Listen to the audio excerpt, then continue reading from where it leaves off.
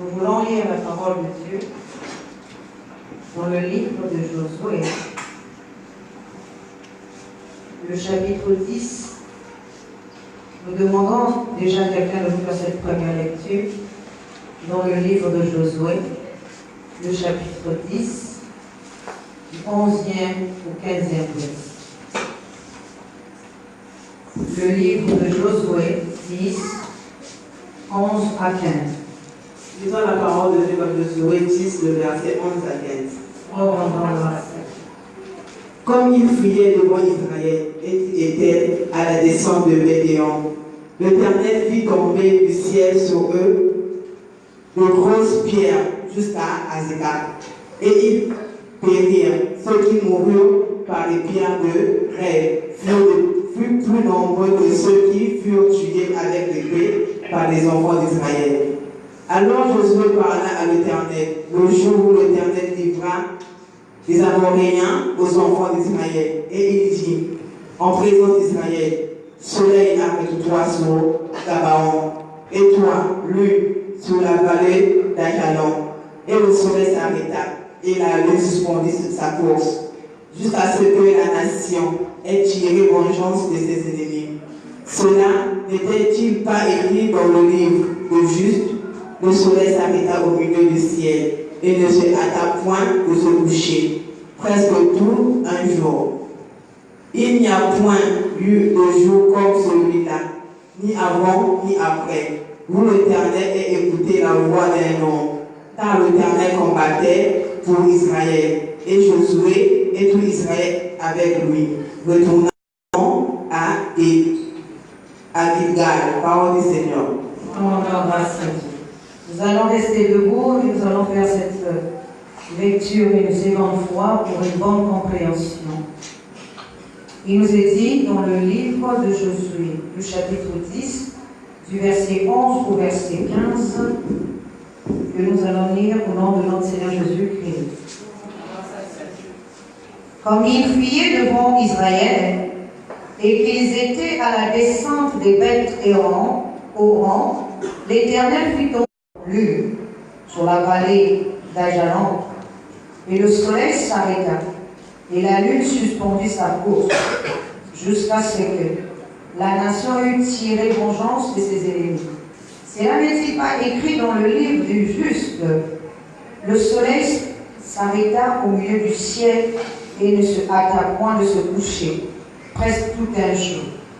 Il n'y a point eu de jour comme celui-là, ni avant, ni après, où l'Éternel ait écouté la voix d'un homme, car l'Éternel combattait pour Israël. Et Josué et tout Israël avec lui retourna au camp à Gilgal. Amen. Amen. Nous acclamons la parole de Dieu. Nous acclamons la parole de Dieu.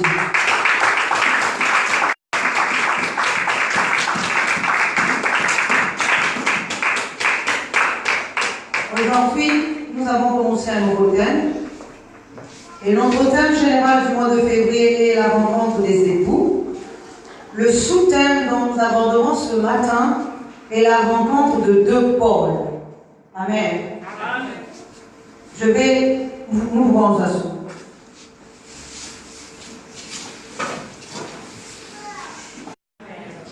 Alors, j'aimerais bien que dans votre tête, que vous puissiez déjà imaginer que s'il y a deux extrémités, je prends l'exemple d'un être humain, la partie sud ici représente les pieds et la partie septentrion représente la tête. Amen. Amen. Amen. Or, il nous est dit, Amen, que c'est comme si ces deux forces différentes qui doivent se rencontrer à un moment donné. Et comment à un autre. Amen. Mais or, deux personnes peuvent se rencontrer. Parce que les deux personnes représentent les deux montagnes. Amen. Parce que les deux personnes sont représentées par deux connaissances différentes. Amen. Qui peuvent tôt ou tard se retrouver. Ce qui veut dire, pourquoi les gens prennent cet exemple? Parce qu'ils se disent que si l'un m'a fait du mal, il est parti. Donc ils pensent qu'on ne va jamais se rencontrer. La partie qui a fait du mal là représente une connaissance et la partie une connaissance. Amen. Est-ce que nous sommes en train de comprendre? Mais ce qui veut dire que lorsqu'ils vont se retrouver, ce sont deux forces qui vont se retrouver et ils vont forcément engendrer quelque chose. Amen. Alors, je vais encore prendre un exemple. C'est quoi les époux? Amen. Ici, physiquement, on va dire deux personnes qui se marient. Et cette connaissance-là, ou cette nature-là, ou cette image-là, devient spirituellement ton époux. Amen. Parce que tu as accepté de te soumettre à cette connaissance. Tu as accepté de te soumettre à cette nature. Tu as accepté de te soumettre à cette entité. Et donc, cette entité devient un époux pour toi. Amen. Amen. Alors, nous allons donc revenir à notre passage sans plus tarder.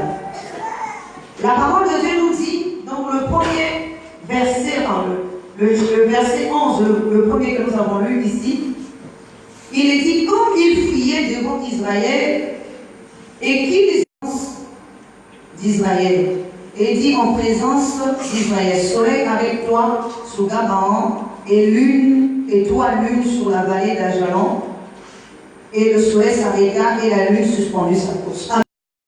Amen. Bon, je vais d'abord commencer pas à pas à vous faire comprendre quelque chose. Pourquoi Josué avait-il besoin d'arrêter et le soleil et la lune? Amen. Dites Amen. En temps normal, si on prend juste l'image physiquement, si nous sommes en train de faire une guerre, peut-être que on n'a pas besoin que la nuit tombe sur nous. Ça représente la lune. La lune représente une connaissance et le soleil représente une autre connaissance. Amen. Nous allons comprendre cela.